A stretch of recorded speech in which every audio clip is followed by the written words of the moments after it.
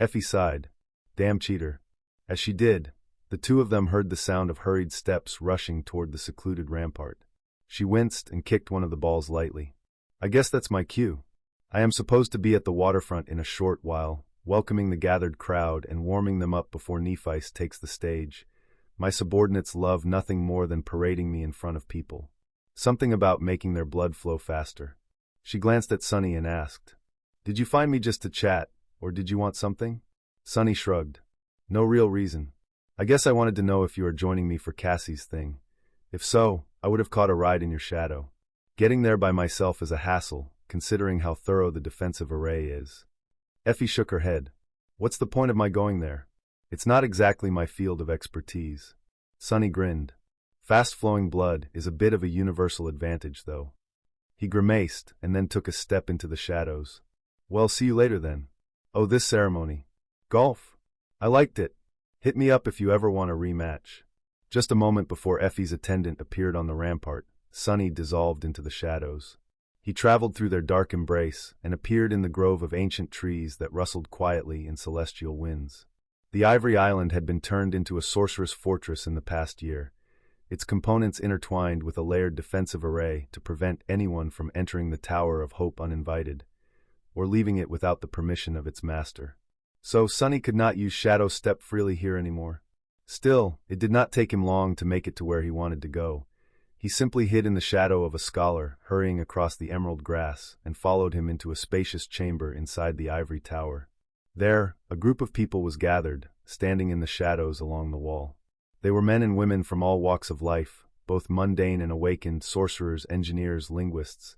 The few remaining spellsmiths of the fallen clan Valor were here, as well as the most prominent Spelltech pioneers. Sunny even noticed a couple of river people, easily recognizable by their garments. "You are here." Cassie was standing in the middle of the chamber, in front of a complicated runic circle. Bright sunlight poured through the windows and illuminated her breathtaking figure, her hair glistening like liquid gold.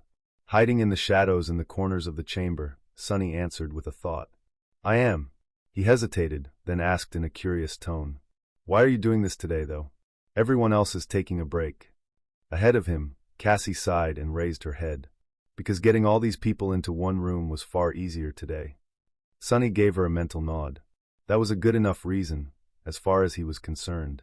In the center of the room, Cassie inhaled deeply and then addressed the gathered luminaries. "Thank you all for attending. You already know what is about to happen and why, so I won't repeat myself. Be alert.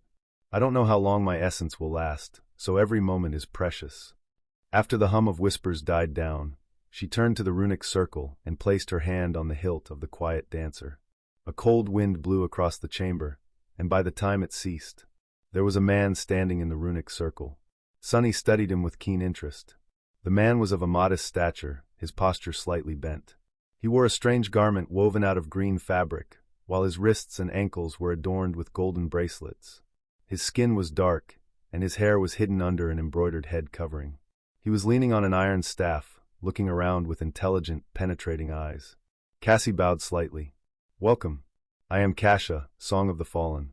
The gaze of the man lingered for a moment on the dark corner where Sunny was hiding, then shifted to Cassie. He spoke in a low, curious tone. "How peculiar. A beautiful blind goddess is visiting my dream. Or am I visiting her dream?" The spell translated his words, but Sunny could tell that he was talking in an odd and unfamiliar dialect. It was difficult to understand, but not impossible, not that there was a need to. The man turned his head, looking at the blue sky beyond the windows. His eyes narrowed slightly. "I am not dreaming of Mikllin, then." Indeed, the man was a native of Godgrave, one of the many memories of whom Cassie had inherited when she received her aspect legacy. Cassie nodded. "Nor are you dreaming.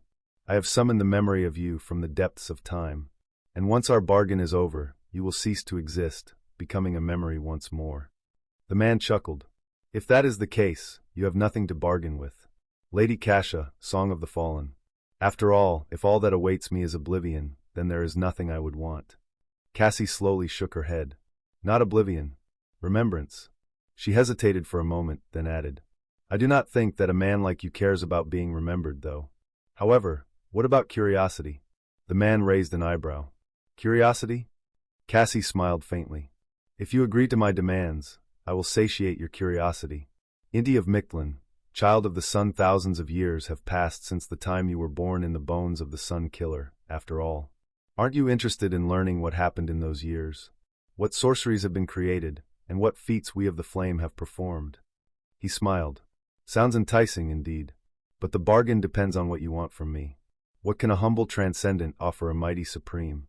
Cassie studied him intently, and then said in a quiet tone, You were the sorcerer who created the Azuras, the enchanted suits of armor that the awakened of Mikllin wore to battle beings far more powerful than them. That is what my people require as well.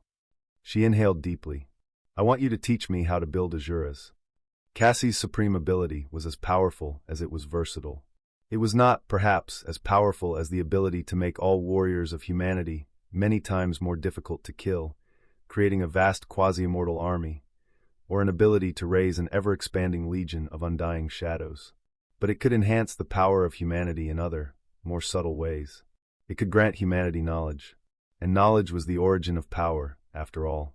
Over the past year, Cassie had used her aspect to manifest a number of prominent saints of the ancient past into reality. She was relying on the memories granted to her by her aspect legacy to remember them, so there were plenty of outstanding candidates to choose from. Sadly, her reserves of essence were not endless, so she could not maintain the manifestation for too long. Depending on the being she was manifesting, the summoning could persist from a day to just several hours. After that, she had to spend days slowly recovering her spirit essence. Not all of the individuals she manifested were willing to cooperate, either. In fact, most of them were not, at least during the first few summonings. Cassie had an unlimited number of opportunities to try convincing them, though only constrained by time and resource commitment. Sometimes, she managed to convince the legendary heroes of the past to share their knowledge. Sometimes, they proved to be too stubborn, prompting her to shift her focus to a different memory. There was, of course, a third option. She could simply force her way into their minds and reap all the knowledge she wanted there, leaving devastation in her wake. But Cassie chose not to abandon diplomacy in favor of violence and coercion, not only because of her values, but also because she was wary of eroding her moral boundaries, one act of tyranny at a time. Cassie was afraid to wake up one day and realize that she had become no different from torment. Even more than that, she was afraid of not even being capable of realizing what she had become. That was the curse of those who were demigods. At that level of power, identity ceased to be something one simply possessed and became a fragile resource that had to be meticulously guarded. It was too easy to lose oneself to power, to be corrupted by it, becoming something unrecognizable. So Cassie had to adhere to rules and principles she had formulated for herself, staying within the bounds of what she deemed right. Even then, her efforts had brought a wealth of new knowledge and skills to humanity. Most of the legendary figures she manifested were unwilling to share their secrets, but some were, and what they taught her was invaluable. Humanity had made a leap in its understanding of various mystical disciplines, especially runic sorcery and forging. There was a lot of knowledge that could have helped the human domain augment its civil engineering efforts in the Dream Realm, thus allowing more settlers to arrive across the realm boundary. But mostly, Cassie focused on learning knowledge tied to warfare. After all, humanity was swiftly barreling toward the apocalypse. Soon enough, the waking world was going to be destroyed, and all the citadel cities in the Dream Realm were going to be besieged by endless tides of nightmare creatures. Humanity had to use every opportunity there was to grow as strong as possible, as soon as possible.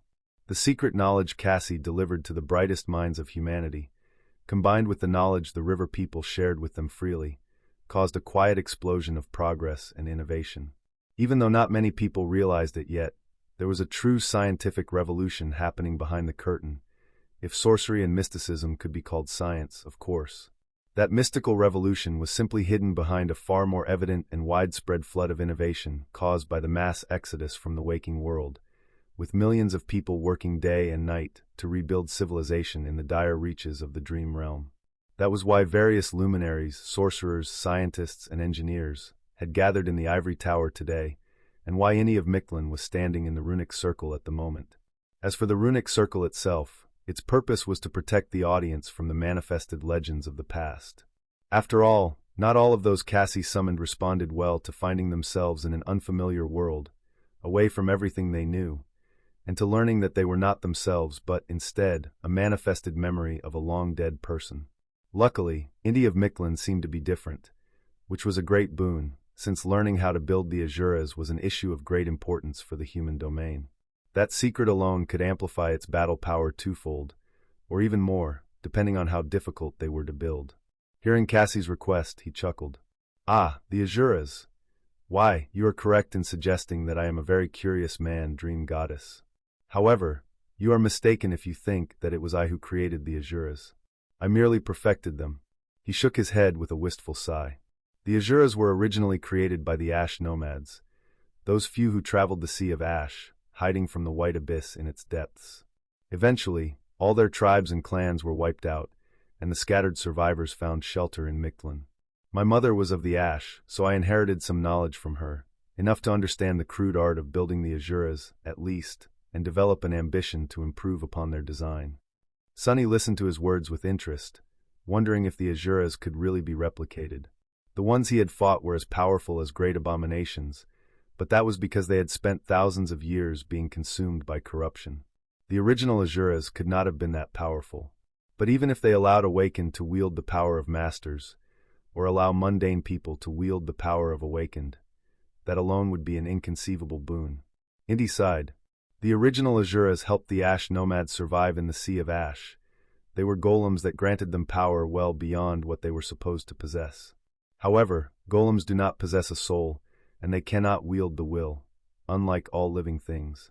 So, how could a soulless golem help someone fight against the corrupted? Hidden in the shadows, Sunny nodded mentally. Humans possess similar technologies as well, the MWPs, the powered suits of armor the military used. However, these war machines lost their effectiveness when facing nightmare creatures above the Awakened rank. Indy shook his head somberly. The Ash nomads solved that problem in a crude but effective way. Human sacrifice. They killed their own people and trapped the sacrificial spirits in the soulless stone. Their design was flawed, since it could not be scaled, not without harming the collective power of Mikllin at least. So, I endeavored to replace the sacrificial spirit with a living controller. Of course, that created its own problem, since the power of the Azura would only be as great as the will of the pilot, defeating the purpose.